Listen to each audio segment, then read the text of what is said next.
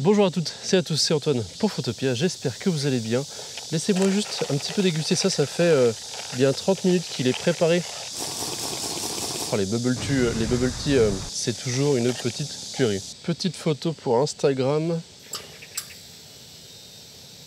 Bref, aujourd'hui on n'est pas là pour parler de bubble tea, même si j'aimerais beaucoup. D'ailleurs, ça peut être une idée d'une prochaine vidéo. Nous allons enfin partir à la recherche avec la petite caméra ici de peut-être mon appareil photo argentique, ma film caméra. Au travers d'une petite histoire, ma petite histoire qui m'a fait découvrir et acheter ce petit bijou que j'ai ici et que maintenant je m'entraîne à utiliser depuis, on va dire, à peu près une semaine et demie, 2 semaines. Enfin que je réfléchis d'avoir déjà depuis peut-être 2 ans, 3 ans, 2 ans on va dire. En étant en Corée, je me suis dit que c'était peut-être le bon moment pour m'offrir ce petit bijou qui, vous le verrez, les prix sont relativement pareils que ce que vous pouvez trouver en France, peut-être à peine moins cher si vous arrivez à trouver des bonnes petites affaires. Néanmoins, je suis très content d'avoir mis la main dessus. C'était aussi un petit challenge de ma part d'aller découvrir ça et de m'offrir ça en Asie. Pourquoi aussi en Asie c'est plus intéressant? Que le marché de l'argentique est beaucoup plus développé que ce qu'on peut avoir en France. En France, vous allez pouvoir trouver un petit peu de tout, mais typiquement au niveau des pellicules, pour parler un petit peu plus en détail, les pellicules sont certes relativement au même prix. Par contre, ici vous avez un bon paquet de stock.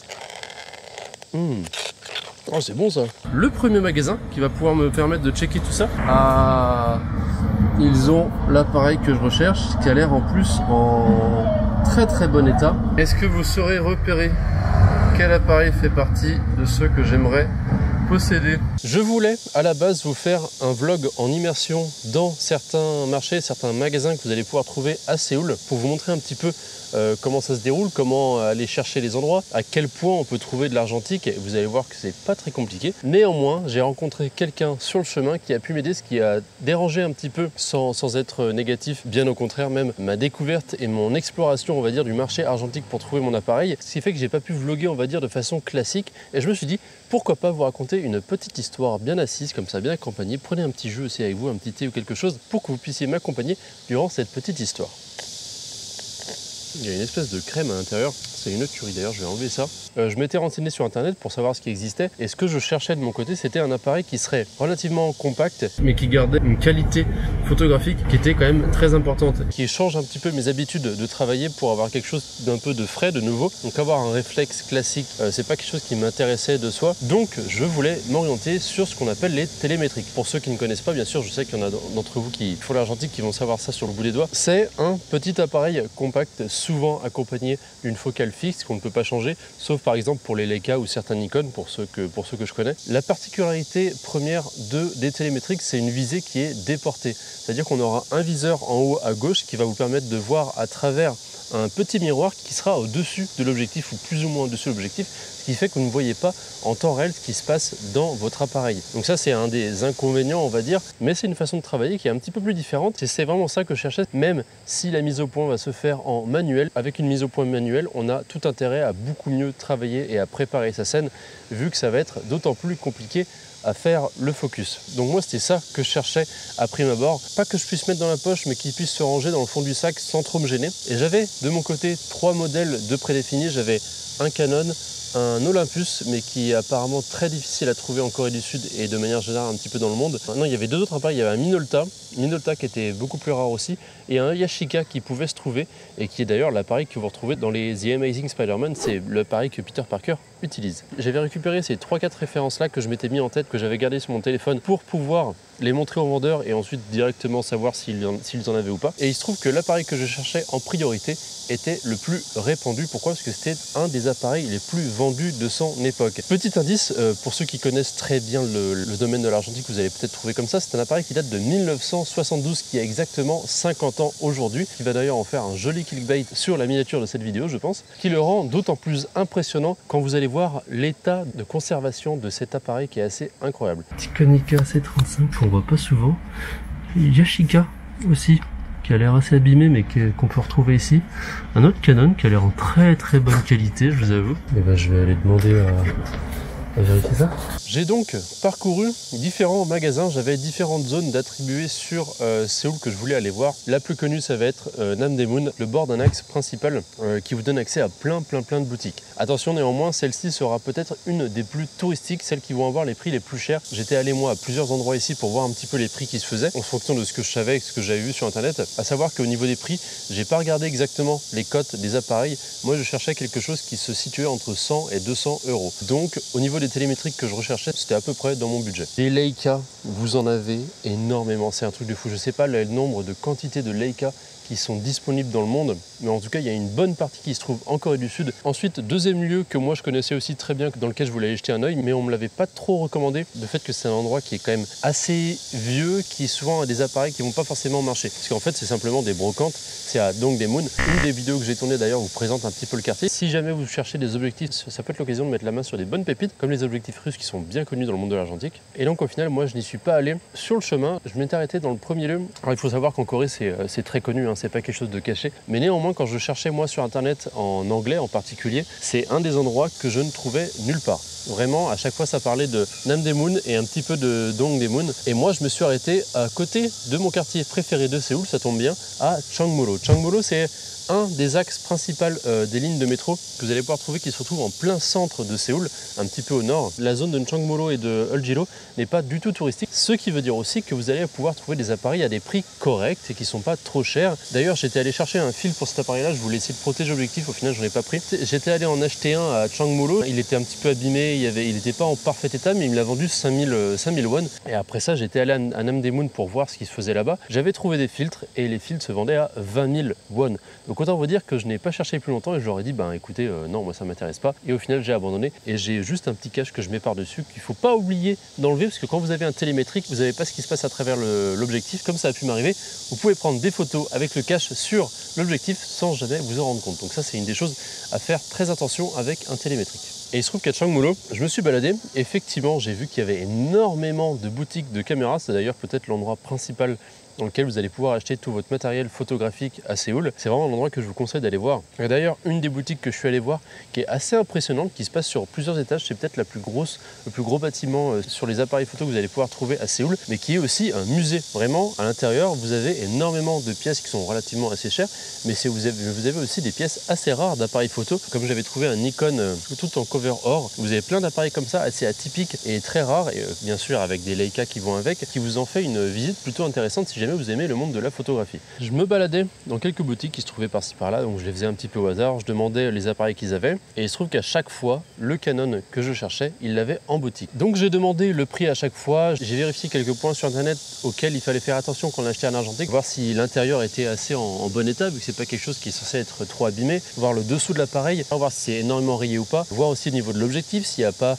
des moisissures, des champignons qui se créent à l'intérieur, voir si le mécanisme fonctionne correctement, si les bacs de mise au point tournent correctement, si le patch aussi fonctionne correctement. Et sur la plupart des appareils, ça allait un petit peu. J'ai trouvé, il y avait un appareil où la bac de mise au point forçait un petit peu sur les longues distances. C'était envisageable, mais disons que ça me plaisait pas trop. J'avais aussi de mon côté acheté des piles pour voir si l'électronique à l'intérieur marchait, pour peut-être pouvoir utiliser le light meter, donc petit outil qui va mesurer la lumière, qui va permettre d'utiliser des fonctions semi-automatiques sur l'appareil, sachant que l'appareil peut être utilisé aussi totalement manuellement, qui est une des choses d'ailleurs que j'apprécie particulièrement, parce que comme ça j'ai pas à me soucier de la batterie. Si jamais je veux utiliser et que j'ai encore de la pellicule à l'intérieur, je peux l'utiliser en full manuel, et ça c'est quand même très plaisant. Il y a une boutique où il y avait l'objectif qui avait un petit peu de champignons à l'intérieur, donc je voulais pas prendre le risque non plus de prendre ça. Un coup il y avait l'électricité qui marchait pas, néanmoins le prix était quand même très peu cher, on était sur du 80 €. En général ça se situe entre du 100 on va dire et du 140 €. Donc je continuais à chercher, voir ce qui pouvait se faire par-ci par-là, et il se trouve que j'arrive dans une boutique et je demande comme d'habitude au vendeur, est-ce que vous avez cet appareil là, et il me dit oh le Canon machin, non on l'a pas, ça on l'a pas. Et il y avait un client qui était juste à côté. Canon의 QL 있어요? 아니요. 없어요. 오케이. 감사합니다. Canon QR? 네. It may be in another area. District? Just 2 or 3 blocks away. Over here? Qui sort en même temps que moi, qui avait un petit appareil Nikon qu'il avait trouvé en Thaïlande. Et il est venu vers moi. Ça, il me l'a dit après, mais il est venu vers moi. Donc, il commence à me parler, il me dit, ah, tu cherches cet appareil-là, cette zone-là, je suis pas sûr que ce soit la plus appropriée, c'est assez cher, etc., etc. Il y a différentes boutiques que je connais, il y a celle-ci, entre autres, qui peut être intéressante. Moi, je lui dis, putain, mais trop bien, enfin, c'est exactement ce que je cherchais, un Coréen local qui travaille dans la photo, enfin, en tout cas, qui s'y connaît en argentique, qui va pouvoir me conseiller et m'aider sur l'achat. Du coup, il me montre sur la carte. This is a Chungmu area. Oui. This has lots of more expensive cameras like a Leica or Yeah, right. or Nikon rangefinders. Yeah. The more smaller what you're looking for is a small Konica or Canon QL like that. It's around $150 around here. Yeah. Et il me dit ah, je suis désolé, j'aurais pu t'accompagner, mais il faut que je vende mon appareil que je viens d'acheter, etc. Et donc moi je lui dis, ben écoute, ça te dérange que je t'accompagne? À la rigueur, je t'accompagne et puis tu vas vendre ton appareil et après on y va tranquille, etc. Il fait, ah bah oui, ben écoute, moi ça me va parce que de toute façon j'ai ma journée de libre aujourd'hui, etc., etc. Donc on continue à marcher, on va dans la boutique Leica que vous allez pouvoir trouver à Chungmu, qui est vraiment tout pas dans le luxe, mais on va dire dans le côté classe. Et il y avait un photographe qui montrait ses photos à quelqu'un, des photos en noir et blanc portrait qui étaient absolument magnifiques. Bref, on allait là-bas, il connaissait les vendeurs, on s'est fait offrir le café, donc un petit café sur la route, pourquoi pas. Une fois son appareil vendu, on continue à parler, il me donne des petits conseils et il me dit, bah tiens, vas-y, on va dans la boutique dans laquelle je voulais t'emmener. On commence à y aller. Avant ça, on fait 2-3 boutiques à Chungmu pour voir les prix qui se font. On voit aussi d'autres appareils, d'autres Canon, d'autres appareils de la marque que je cherchais, sauf le Olympus, qui est le meilleur de sa catégorie, on va dire, mais il était trouvable nulle part. Vraiment, j'ai trouvé absolument nulle part celui-ci, à part sur internet, sur les eBay pour les acheter à des japonais. Tiens, on va un petit peu plus loin. Et il me dit, bah là, c'est l'endroit où je te dis, il y a le bâtiment, je sais plus comment il s'appelle, en sous-sol, il y a tout plein de boutiques en sous-sol, des boutiques de vinyle, dont un vinyle que j'aimerais beaucoup m'acheter, que je cherche ici en Corée, que j'ai trouvé là-bas. Mais il y avait aussi des boutiques de caméras. Et il se trouve qu'ils avaient déjà en premier sur la vitrine l'endroit dans lequel ils voulaient aller en principal, le petit Canon que je cherchais, mais en noir. Oh, in a black one. Interesting. Donc là, on demande le noir qu'ils avaient, etc. Et combien il coûte. Et là, il dit le prix. Et là, je fais, ah oui, effectivement, le noir est beaucoup plus cher. Là, il était à 350 000, quelque chose comme ça. Donc là, pour moi, clairement, c'était... ouais, enfin, il est cool, il est noir, etc. Mais c'est trop cher pour moi. Et là, il lui dit, attends, par contre, j'ai l'autre modèle version standard qui est en arrière-boutique que j'ai pas mis en vitrine. Et là, on fait, ah bah tiens, pourquoi pas, on va voir. Et déjà, au premier abord, je vois l'appareil, là. Je le vois ici, de mon côté, ici. Je fais, ah, il est en bonne qualité, il n'y a pas de traces de jaunâtre, il n'est pas jauni, etc. Est-ce que je peux l'essayer? Donc je l'essaye, je le prends en main, je regarde. On regarde aussi la batterie sur l'appareil noir. La batterie ne marchait pas, donc ce qui fait qu'il est presque 2 fois plus cher. L'électricité ne marche même pas. Donc celui-ci, celui que j'ai juste ici, vu que c'est l'appareil que j'ai acheté, vous avez vite compris. Je l'essaye, je le prends en main, je vois qu'il marche très bien. La bague de mise au point marche très bien. Il y a juste la bague de réglage d'ouverture qui force un petit peu, mais sachant qu'une fois qu'on se met en mode semi-automatique sur l'ouverture, on n'est plus censé la toucher. Je me dis, bon, si je l'utilise principalement comme ça va pas trop me gêner. Et en général, vu l'utilisation que j'en ai, une utilisation un peu plus posée, pas trop rapide, c'est pas quelque chose qui va trop me déranger. C'est pas ultra fluide, mais ça force un peu. Mais néanmoins, c'est pas si dérangeant que ça. Et voilà le moment où il m'annonce le prix. Sachant que tout ça, les petits tips, etc., j'avais vu sur internet, et c'est aussi celui avec qui j'ai été, qui m'a aussi dit, tiens, il faut que tu vérifies ça. Il m'a dit pour la bague d'ouverture, il fait, ah, ça force un petit peu, mais bon, ça va encore. Aussi pour faire les photos. I recommend not to use box speed. Yeah. Okay. If you feeling ISO 400 film, set the ISO 160. Yeah, because it gets more lights. Okay. The dark point, it has a black hole. I heard that. So it's better to Get expose over it. for the shadow. Yes, And yes, this yes. is the opposite. Yes. I see. Photo d'ailleurs qu'on va peut-être voir juste après. On arrive au prix, et là il me dit le prix, je fais, oh, c'est exactement ce que je cherchais. 180 000, 130 € pour cet appareil-là. Moi, ça me paraissait excellent. Pourquoi? Parce que j'avais vu dans d'autres boutiques qu'il était souvent entre 200 et 230 000 won. Donc l'avoir à 180 000 won, environ 40-50 000 won de différence, c'était pas rien, pas négligeable. Et donc là, à ce moment-là, j'ai vu ça, je l'ai essayé, j'ai pas réfléchi plus longtemps, je me suis dit, vas-y, je prends celui-ci. Je pense que ça va partir sur un petit achat, et j'avoue que je suis très excité par l'idée de commencer à faire quelques photos avec. Il est assez compact, mine de rien, ça tient pas dans une poche, c'est lourd, hein, mais très intéressant.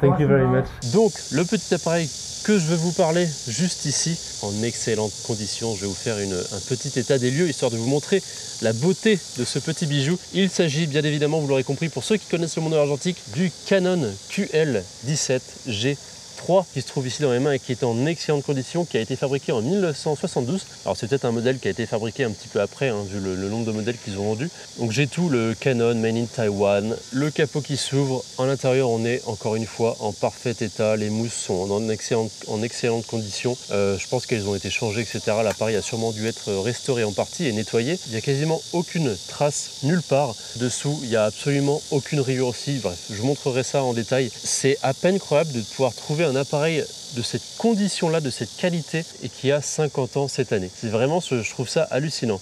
Et vous pouvez voir à l'intérieur, tout marche correctement. Le fait de reculer sa pellicule à l'intérieur, le quick load, puisque c'est la particularité de cet appareil, fonctionne très bien. Tous les ressorts ont l'air de fonctionner correctement. Tout est huilé aux petits oignons. Et je vous avoue, quand j'ai vu ça et que j'ai vu le prix, ça m'a un petit peu excité pour les futures photos que j'allais pouvoir vous proposer de faire. Parce que j'ai 3 pellicules, 3 ou 4 que le coréen que j'ai rencontré m'a donné pour que je puisse débuter assez confortablement et essayer ce qui se fait par-ci par-là, dont la Fuji C200 qui m'a donné. Encore une fois, énormément merci à lui, parce que vu le prix des pellicules, quand même pas donné. Puis après, ce qui fait que moi j'ai pu l'inviter à manger au resto, on s'est fait un petit barbecue. Je lui ai dit, dis-moi où tu veux aller, c'est pour moi. Et au final, vous savez quoi? C'est lui qui a payé, parce qu'il est sorti premier de table et il a dit non, c'est bon, t'inquiète, c'est rien, c'est moi qui paye, etc. Bon, une crème absolument à toute épreuve. Cette personne-là était trop gentille. En plus, on était allé à son studio du coup juste après pour voir ce qu'il se faisait, etc. Effectivement, il fait du très bon travail. Il y avait sa petite fille et sa femme qui étaient là. Enfin bref, c'était adorable. C'était un petit moment de partage. Et avant de pouvoir vous montrer les photos que j'ai pu faire avec ce petit bijou, j'aimerais néanmoins remercier énormément 2 Coréens qui m'ont énormément aidé ici à trouver ce genre de pellicule, à savoir comment ça fonctionne, lesquels choisir, où aller pour les développer, etc., etc. Le premier, bien évidemment, ça va être celui que j'ai pu découvrir dans la boutique photo. Lui, de son côté, il développe des photos, les scanne, etc. Il travaille avec des artistes pour ensuite avoir des projets artistiques concrets. Il a d'ailleurs une de ses photos qu'il a développée d'un autre photographe affiné dans Vogue Corée. Donc il y a de fortes chances que j'essaye de le recontacter peut-être pour faire une vidéo avec lui et vous montrer un petit peu son process de travail.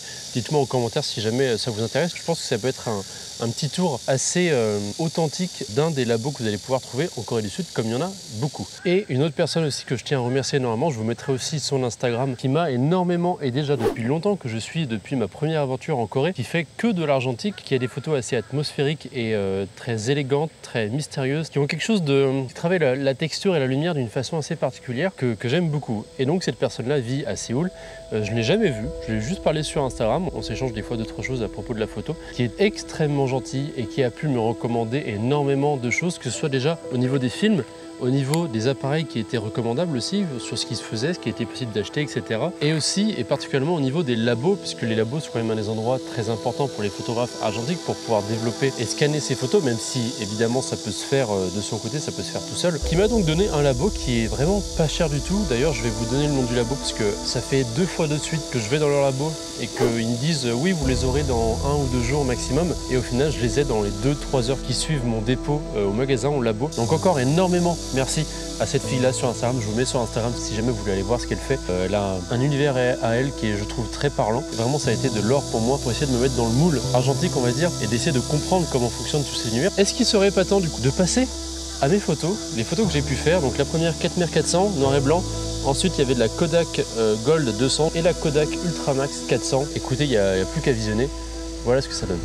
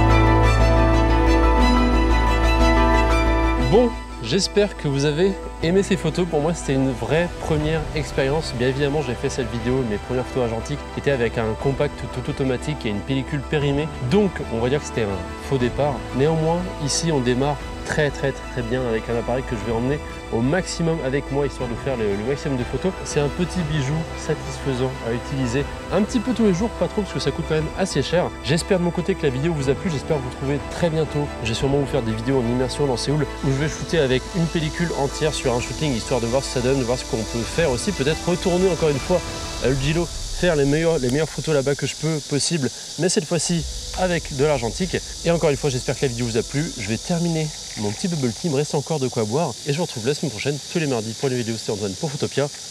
Ciao.